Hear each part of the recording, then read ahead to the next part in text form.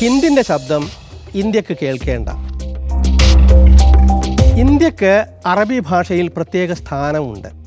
സിന്ധു നദിയുടെ പേര് പേർഷ്യൻ ഭാഷയിലൂടെ അറബിയിലെത്തിയതാണ് ഹിന്ദ് എന്ന പേര്. അതാണ് ഹിന്ദുസ്ഥാൻ. ഗസയിലും ഒരു ഹിന്ദ് ഉണ്ടായിരുന്നു, ഹിന്ദ് റജബ്, 6 വയസ്സുകാരി പെൺകുട്ടി. 2024 ജനുവരി ഒടുവിൽ അവൾ ലോകത്തോട് സ്വന്തം ശബ്ദത്തിൽ സഹായം തേടി. ആ ശബ്ദം പിന്നീട് അവളുടെ കഥ പറഞ്ഞു. ഇസ്രായേലി വേട്ട പട്ടാളത്തിൽ നിന്ന് രക്ഷപ്പെടാനായി ഒരു കാറിൽ പോവുകയായിരുന്നു. കൂടെയുള്ളവർ ഇസ്രായേലി ഷെല്ലിങ്ങിൽ കൊല്ലപ്പെട്ടു. ആ മൃതദേഹങ്ങൾക്കിടയിൽ ഒറ്റപ്പെട്ട് രാത്രിയിൽ ടാങ്കുകൾ അടുത്തു വരുന്നത് കണ്ട് ഭയപ്പെട്ട് അവൾ റെഡ് ക്രസൻറ്റിലേക്ക് വിളിച്ചു. അവളുടെ ശ്രദ്ധ മാറ്റാനും സമാധാനിപ്പിക്കാനുമായി അവർ ഖുർആൻ സൂക്തങ്ങൾ ചൊല്ലിക്കൊടുത്തു.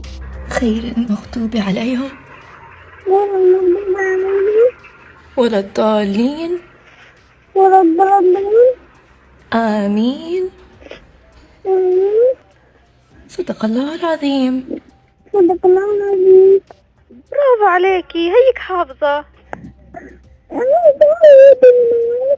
പക്ഷേ പരിഭ്രാന്തിയോടെ അവൾ എന്നെ വന്ന് കൊണ്ടുപോകൂ എന്ന് കരഞ്ഞു. രക്ഷിക്കാൻ പോയ ആംബുലൻസ് അടക്കം ഇസ്രായേൽ തകർത്തു.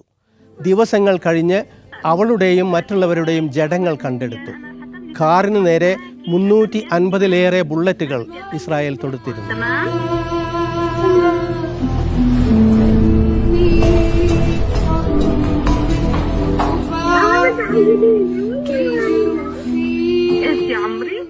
ആ ശബ്ദം മനുഷ്യ മനസ്സാക്ഷിക്ക് നേരെയാണ്. ഹിന്ദിൻ്റെ ആ യഥാർത്ഥ ശബ്ദം ഉപയോഗിച്ച് അവളുടെ കഥ ഡോക്യുമെൻ്ററിയായി പുനരാവിഷ്കരിച്ചിട്ടുണ്ട്. പക്ഷേ ദീനമായ ആ ശബ്ദം ഇന്ത്യൻ തിയേറ്ററുകളിൽ വിലക്കപ്പെട്ടിരിക്കുന്നു. ആ 6 വയസ്സുകാരിയുടെ ശബ്ദത്തെ ഭയക്കുന്ന ഇസ്രായേലിനെ നാം ഭയക്കുന്ന പോലെ ദ വോയിസ് ഓഫ് ഹിന്ദ് എന്ന ചിത്രം തിയേറ്ററിൽ കാണിക്കുന്നതിന് സെൻസർ ബോർഡ് അനുമതി നിഷേധിച്ചു. ഇസ്രായേലുമായുള്ള ബന്ധത്തെ ബാധിക്കുമെന്ന പേടിയാണ് കാരണം. ഒരു പിഞ്ചു ബാലികയുടെ ശബ്ദം 2 രാജ്യങ്ങളെ ഭീതിയിലാഴ്ത്തുന്നു അത്രേ. ഭയക്കണം, കാരണം അതൊരു കൊലപാതകമായിരുന്നു. റിപ്പോർട്ടുകളിൽ പാശ്ചാത്യ മാധ്യമങ്ങൾ കൊലയാളി രാജ്യത്തിൻ്റെ പേര് പറയാൻ അന്നും ഭയപ്പെട്ടിരുന്നു.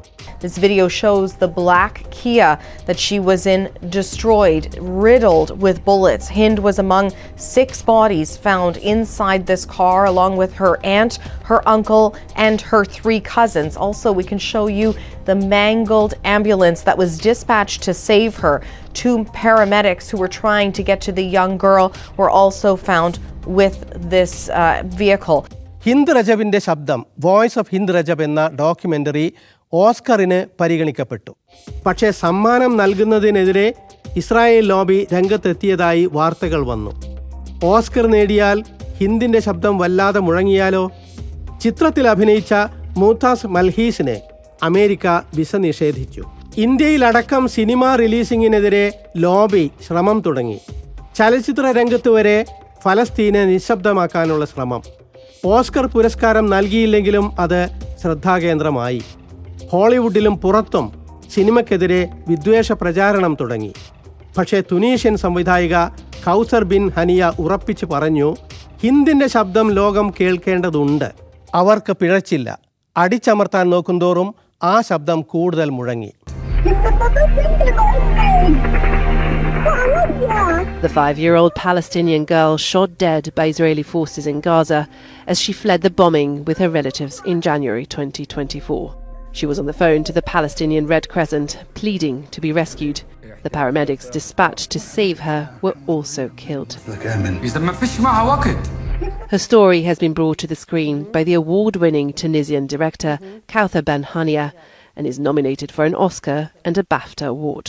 വെനീസ് ചലച്ചിത്രമേളയിൽ വോയിസ് ഓഫ് ഹിന്ദ് റജബ് പുരസ്കാരം നേടി. 23 മിനിറ്റ് നീണ്ട കയ്യടിയും നേടി. ലണ്ടനിലടക്കം തിയേറ്ററുകളിൽ നിറഞ്ഞ സദസ്സിൽ അത് പ്രദർശിപ്പിച്ചു. The film is now screening here in London and internationally. Industry figures like Brad Pitt and Spike Lee have come on board as executive producers, and those behind the film hope that this momentum can help boost its profile even more. സംവിധായിക പറഞ്ഞ പോലെ ഒരിക്കൽ കേട്ടാൽ ഹിന്ദിൻ്റെ ശബ്ദം മറക്കാൻ കഴിയില്ല. അത് മുഴങ്ങിക്കൊണ്ടേയിരിക്കും. انت في التمهيدي؟